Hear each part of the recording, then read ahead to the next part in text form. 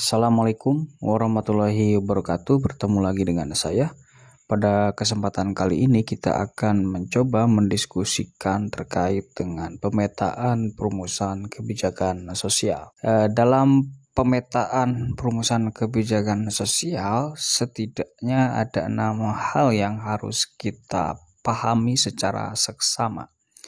Yang pertama adalah dorongan perencanaan. Dorongan perencanaan ini layaknya sebuah kewajiban dan keharusan bagi seorang analis kebijakan untuk melakukan perbaikan-perbaikan atas kebijakan sosial yang ada tentunya.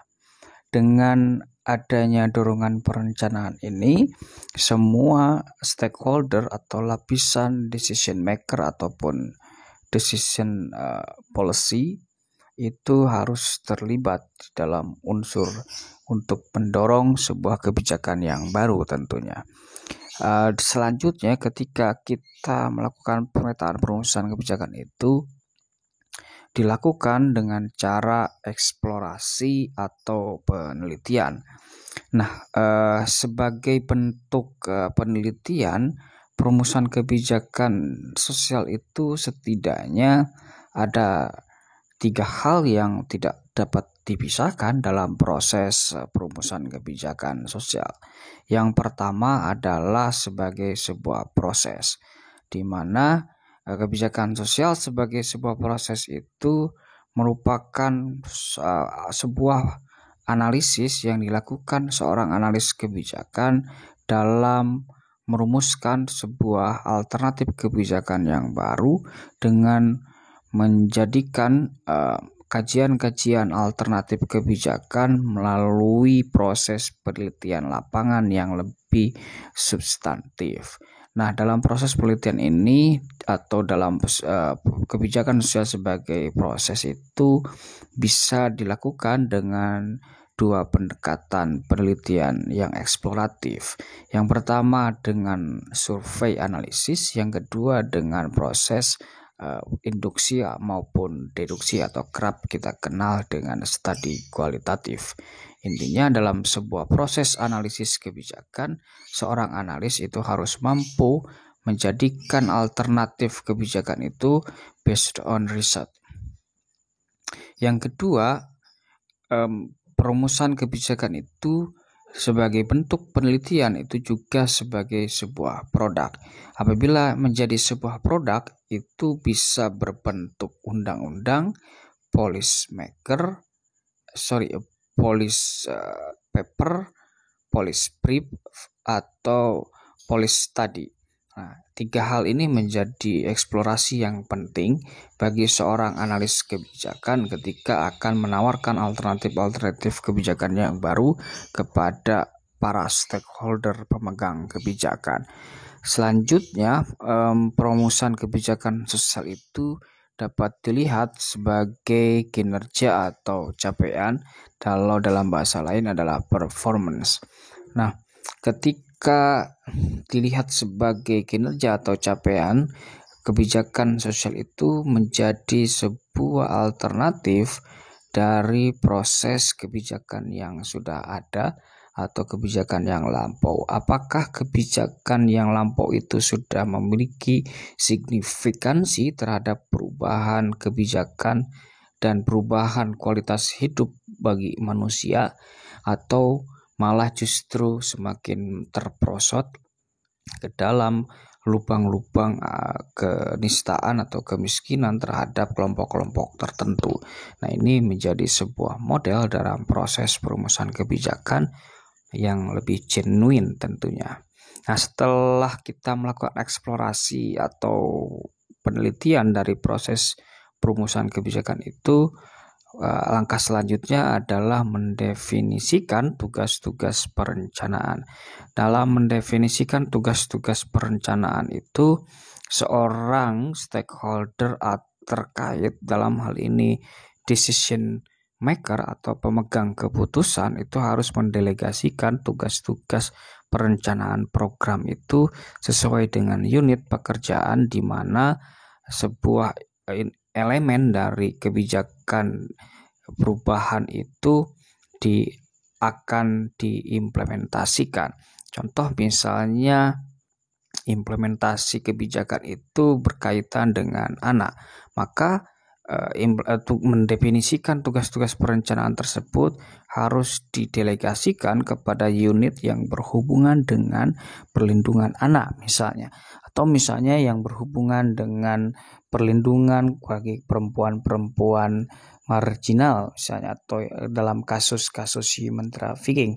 Nah, proses pendelegasian tugas-tugas perencanaan program yang mengakomodir kelompok-kelompok vulnerable group seperti contoh kelompok perempuan yang rentan tadi, itu juga harus diimplementasikan ke dalam unit tertentu yang memang menghubungi atau mengkaji kajian-kajian di lingkungan dinas ataupun di dalam sirkulasi implementasi kebijakan sosial itu sendiri. Setelah selesai mendelegasikan tugas-tugas dari proses perencanaan, atau yang lain juga ketika mendefinisikan tugas-tugas perencanaan itu, seorang analis kebijakan harus mampu menggait ataupun menarik para ahli yang capable untuk dapat merumuskan sebuah kebijakan yang baru tentunya, yang sesuai dengan kebutuhan masyarakat itu sendiri. Dalam hal ini misalnya mendelegasikan atau invite para ahli di bidang kebijakan sosial dari akademisi ataupun dari para aktivis yang berhubungan dengan isu-isu perlindungan sosial itu sendiri. Setelah selesai mendefinisikan tugas-tugas perencanaan, langkah selanjutnya memetakan perumusan kebijakan. Dalam proses perumusan kebijakan, seorang analis kebijakan itu harus mampu memetakan dan merumuskan arah kebijakan yang akan disusun. Setelah mampu memetakan arah kebijakan yang akan disusun, tentu kebijakan yang lebih luas atau yang lebih spesifik itu harus mengarah kepada proses perumusan program. Program-program apa yang akan dilakukan ketika implementasi ataupun sebuah proses perumusan kebijakan menghasilkan alternatif kebijakan yang baru, dan itu harus termaktub dan terimplementasi dalam sebuah program perumusan kebijakan. Setelah selesai dalam proses perumusan kebijakan, tentu ada implementasi.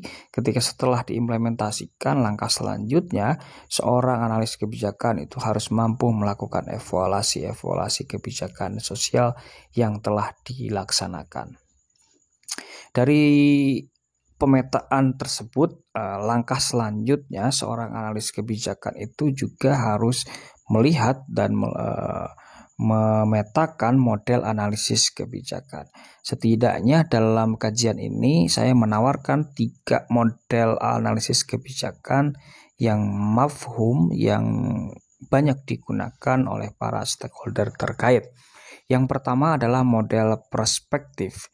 Model ini adalah bentuk analisis kebijakan yang mengarahkan kajiannya pada konsekuensi kebijakan sebelum suatu kebijakan diterapkan, di mana model ini dapat disebut sebagai model prediktif karena seringkali melibatkan teknik-teknik peramalan atau forecasting. Yang kedua adalah model retrospektif. Model ini adalah analisis kebijakan yang dilakukan terhadap akibat kebijakan setelah suatu kebijakan itu dapat diimplementasikan, di mana model ini biasanya disebut juga model evaluatif. Mengapa disebut sebagai model evaluatif? Karena banyak melibatkan pendekatan evaluasi terhadap dampak kebijakan yang sedang atau telah diterapkan. Yang ketiga adalah model integratif. Model ini merupakan perpaduan antara kedua model yang sebelumnya saya sebutkan, yaitu model prospektif dan model retrospektif, di mana model integratif ini kerap juga disebut sebagai model komprehensif atau model holistik. karena analisisnya dilakukan terhadap konsekuensi kebijakan yang mungkin timbul baik sebelum maupun sesudah suatu kebijakan itu dioperasionalkan, dioperasikan, dan diimplementasikan. Model analisis kebijakan integratif ini biasanya melihat teknik peramalan dan evaluasi secara terintegrasi dan menyeluruh. Langkah selanjutnya ketika dalam perumusan kebijakan itu kita perlu melihat fokus utama kebijakan sosial. Setidaknya ada 3 hal dalam fokus utama kebijakan itu. Yang pertama adalah identifikasi. Identifikasi adalah proses pendefinisian masalah sosial, perumusan atau pernyataan masalah sosial yang akan direspon atau ingin ditanggulangi oleh kebijakan itu sendiri. Contoh misalnya kasus terkait dengan penyalahgunaan wewenang di dalam proses reintegrasi dan reutifikasi kasus yang menimpa anak. Nah, identifikasi terkait dengan reintegrasi dan reutifikasi perlindungan anak ini perlu dilihat masalah sosial yang muncul, mengapa banyak kejadian-kejadian malpraktek ketika reutifikasi kebijakan sosial anak itu sendiri. Selanjutnya, fokus utama kebijakan sosial itu adalah implementasi. Implementasi kebijakan sosial ini merupakan pernyataan mengenai cara atau metode dengan mana kebijakan sosial tersebut diimplementasikan atau diterapkan, di mana kebijakan yang terimplementasi itu juga mencakup operasi alternatif kebijakan yang dipilih melalui beberapa program atau kebijakan. Yang ketiga, fokus utama kebijakan sosial itu adalah evaluasi, di mana hal ini mengkaji tentang sebab akibat atau akibat-akibat yang timbul dari implementasi kebijakan sosial yang telah terlaksana.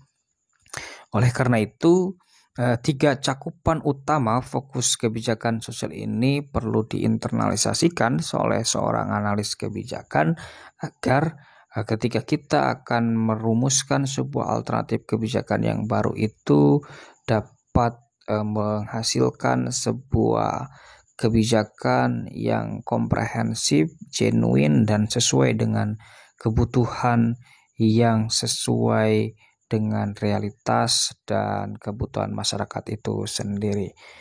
Terima kasih atas atensi Anda. Demikian pada materi kali ini. Mohon maaf apabila kekurangan dan apabila ada kata-kata yang salah. Assalamualaikum warahmatullahi wabarakatuh.